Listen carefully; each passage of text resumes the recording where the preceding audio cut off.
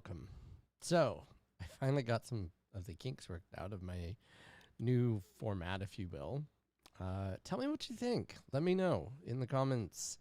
Do you like it this way, or do you like it better if I talk first and then do my intro? I I have mixed feelings. I think it could go either way. I don't know if you care, but I'd love to hear what you have to think about that. So please let me know. Today we're going to be talking about what are the differences or stocks versus bonds.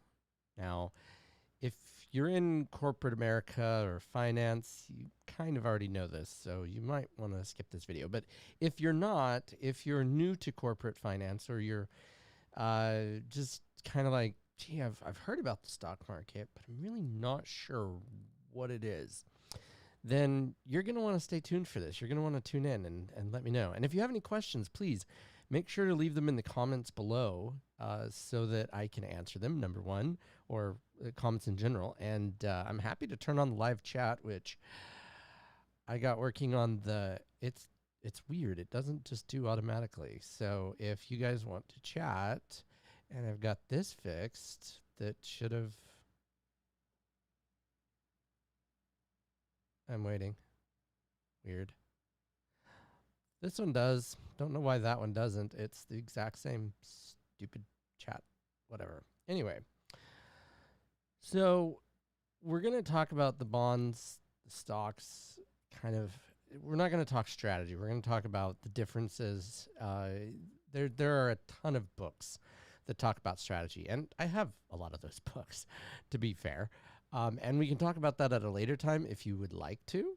But this mainly is dedicated to legal parts of it.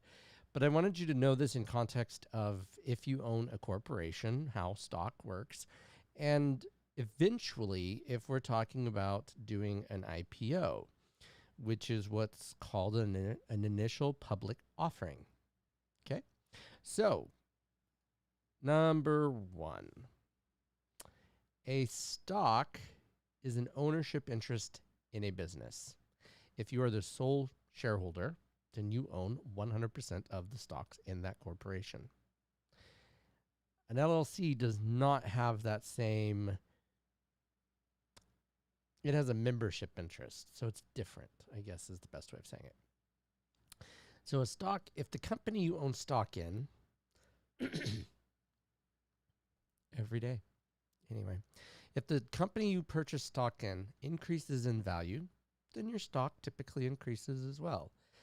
These are broad principles. There are some exceptions to that, but generally speaking, you get more money or your value of your stock. You don't get money until you sell that stock, which is what a lot of people do. Now, some stocks carry dividends and some do not. Dividends are payments that are paid to the company or from the company to you as owners. That's your income. That's part of your income as owners.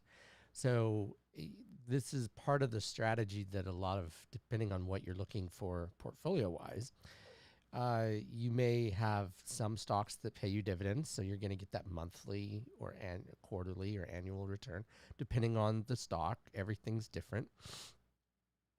Or if you are not in one of those types of stocks, you buy it, and then when the value increases to a point where you want it to sell, then you can sell the stock. So it depends on your goals. This is why it's important. However, and this is the big however, if the company decreases in value, so does your stock. I know you might think, well, of course, that makes sense. But where it gets dicey is the fact that, so you could lose money. You have you could lose all of your money. If you invest $1,500 into something and the company goes bankrupt or is insolvent, you could not get any money back. So there's a possibility that that'll happen. Does it happen? Yeah. Does it happen regularly? Well, it depends on the company. And that's why part of investing is doing your due diligence to make sure that you're investing with the right company at the right time and at the amount that you can afford to lose. Never invest in a company that you can't afford to lose all of your money and be okay. If you're hoping on a wing and a prayer that the stock's going to go up and you're going to be rich, you're going to end up hurting.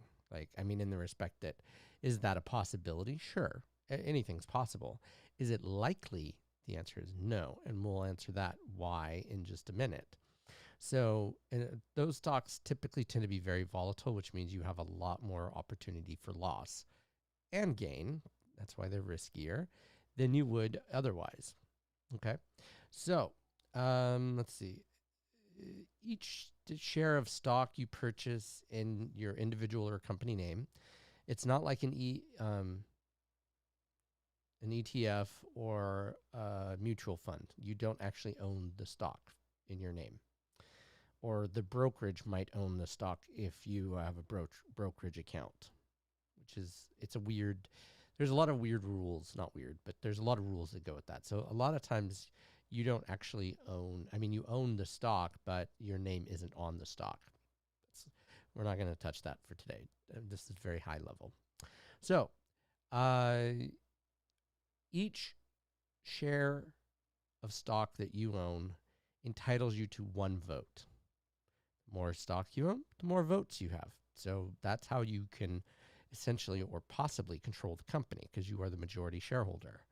And you can dictate who's on the board of directors. There's certain motions that have to be done through the shareholders. So you carry a lot more weight with the more stock that you own. Just, that's a very simple version of it. Obviously, if you own the entire company, then you own all of the stock. Okay.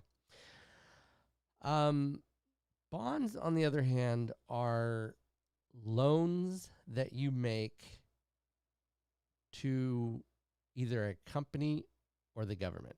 You'll typically hear government bonds, U.S. Treasury bonds. That's usually the name.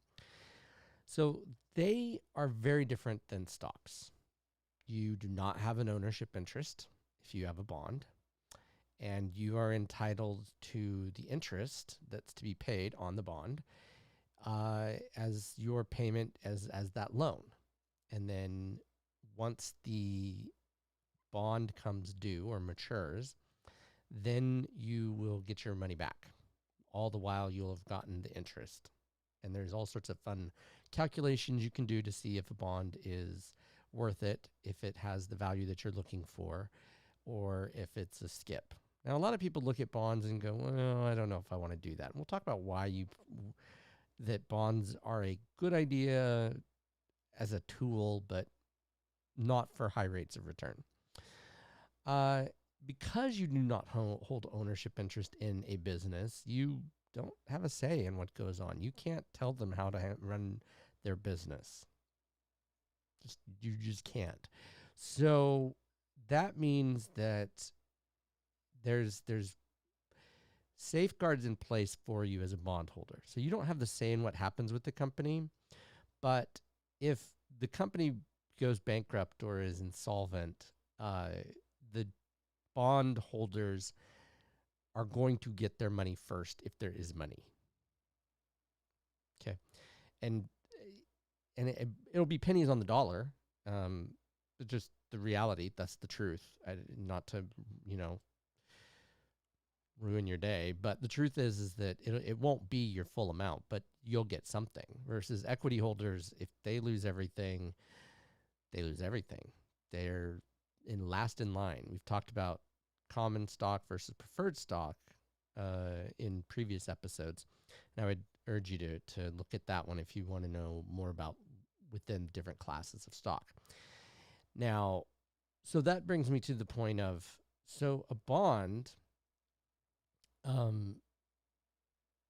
has less risk. Okay. With that less risk means that your return on your investment is also lower, because you're likely to get your money back if the company is insolvent or bankrupt. Okay. I shouldn't say likely. It's possible. Likely is too strong on the other direction. It's possible you'll get your money back. So that's why bonds have different risk factors than stocks do. And people look at stocks and go, ooh, I can make this much money. Well, slow your roll on that one, because a good long-term strategy, it's very simple. And again, we're not going to talk strategy like in detail, but I'm going to tell you a good long-term strategy is the buy and hold strategy that a lot of well-known investors use, which is Warren Buffett and other types of investors, because it's a safer strategy than trying to time the market. I'm not saying you can't try to time the market, but there's certain factors that you need to consider before you try that, and a lot of investigation and or research that's required. Let's see.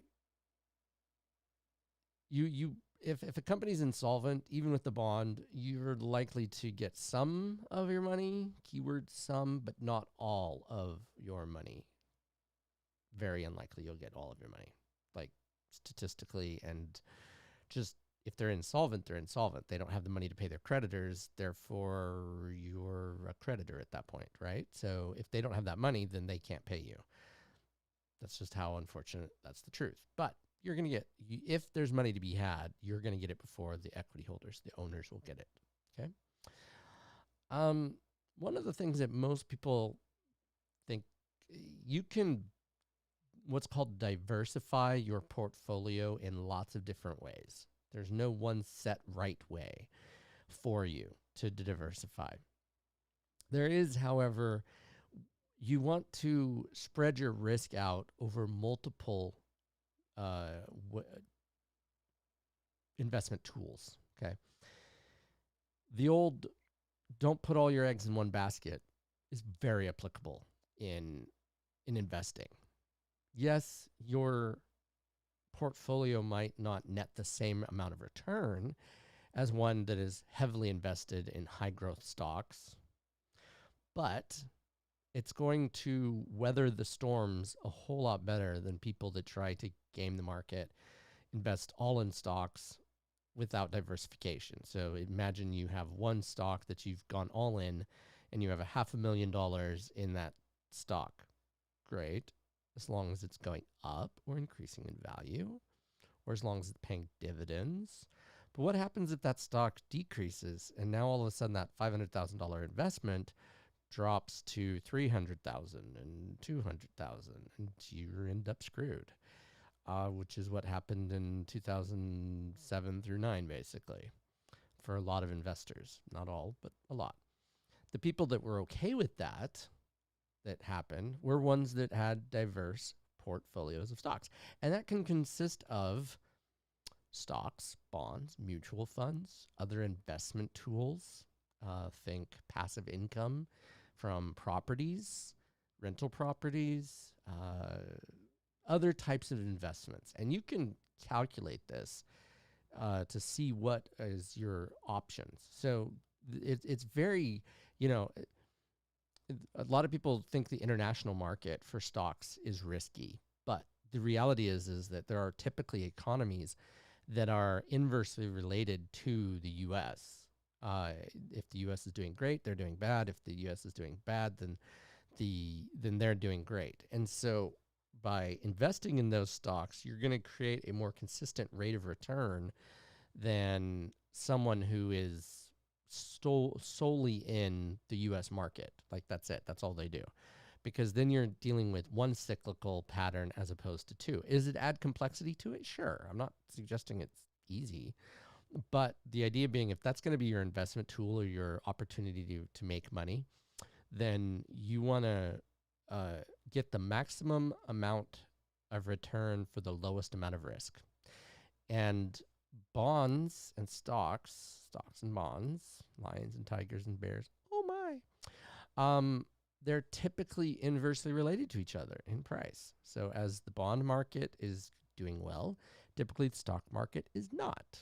Same thing goes reverse. The stock market's doing well, the bond market is doing not so good. So by investing in multiples, you're spreading that risk out over different tools. Look at each investment as a tool towards financial independence, financial freedom, financial whatever you want to talk about. There is no silver bullet. There is no quick fix. People lose their shirts day trading. I'm not suggesting you can't do it. I'm saying that doing that is very risky. Day trading is very risky because you're you're trying to time the market. And there are computer programs and there are algorithms and there are companies that do this for a living. And if you're just an amateur, not saying you can't do it, but it's just going to be more challenging for you. Okay. So, as I said, typically inversely related. Stocks are up, bonds are down, and vice versa. Now, bonds, because they have lower risk, they pay lower amounts. We'll talk about that in just a second. But they are perfect for maintaining an investment vehicle, investment tool, if the stock market has issues, right? So you're still going to be making money even if the stock market takes a dive rather than losing everything. So it lowers that risk. It averages things out. And here's the difference. Over a 10-year period before 2020, the S&P 500 had a rate of return of 10.65%, roughly. That was June of that year. Whereas the bond market over the same period had a total return of 3.925% or 3.92%. So a lot less. But you also had a lot less risk. Okay. So it really depends on your risk tolerance. If you've got plenty of money to play with and you don't mind the risk, then sure, go all in stocks. But if you're looking for more of consistent long-term returns and you've got time, if you're investing, depending on your age, they have all sorts of formulas for this. We're not going into that. But the idea being that if you spread that risk out over a longer period of time and over multiple investment tools, then your chances of success are greater, and you're not going to freak out if the market tanks because you have investing smart instead of crazy. Everybody has their own tolerance and risk factor. There's no one way to do it, and that's one of the benefits of being able to invest in the stock market and the bond market is that you can set up a portfolio that's right for you.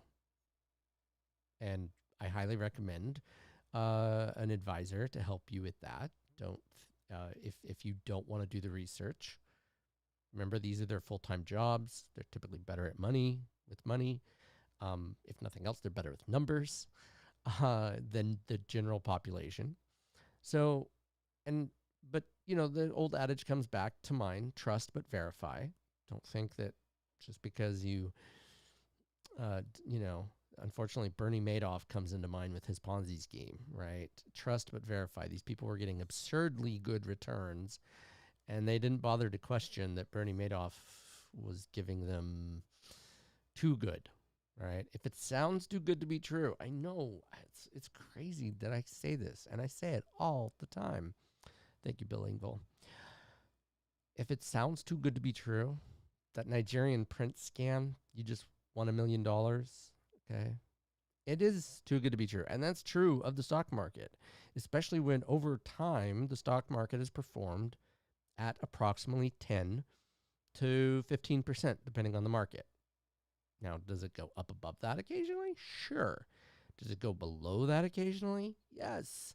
And that's why people say the stock market is risk. It's not.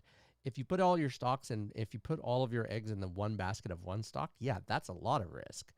But if you're averaging your stocks out, and we talked about, over different markets and different sectors of the market and different stocks, if you average things out over different risk factors, it can be a good tool to obtain nice income and earnings through whatever mechanism you choose. So don't let it scare you. There's a lot of fear that goes with it. But if you do it smart and you do it correct, you don't have to worry about that. A good financial advisor it can help you. I've got a couple that I highly recommend if you're interested. I receive no benefit from this. I'm not pumping their services. That's why I'm not even mentioning their name. If you want to contact me and leave in the comments below that you would love to get the financial advisor, I'm happy to refer you. Again, I don't receive anything from this. Nothing, I have no benefit for telling you about this. Watching my video is all I get, which I hope you're doing anyway. If you've gotten value out of this video, if this has made your life just a little bit better, a little bit easier, a little bit smarter, please don't forget to hit subscribe and like, and know that we go live Monday through Friday, except for holidays, at 11 a.m. And I hope to see you soon. Talk to you later. Bye.